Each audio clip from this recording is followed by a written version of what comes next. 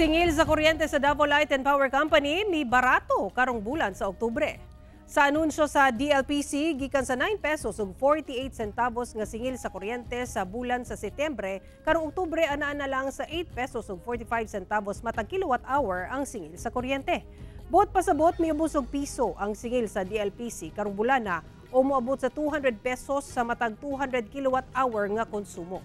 Sumala ni Fermin Edilion, ang head sa Reputation Enhancement Division sa DLPC, nga ang pag-ubo sa singil sa kuryente tungod sa pag-ubo sa generation charge o ang singil gikan sa mga power suppliers. Dugang pa sa opisyal na humana ang gipatuman nga staggered payment o ang pagtagi-tagi sa pagbayad sa wholesale electricity spot market kun WESM niadtong bulan sa Setyembre, subay sa kamanduan sa Energy Regulatory Commission. Bisan pa man ini, padayong giabisuhan ang publiko nga magmabinantayon ug mahimong wais sa paggamit og appliances aron dili mo grabe ang pagsaka sa bill sa kuryente.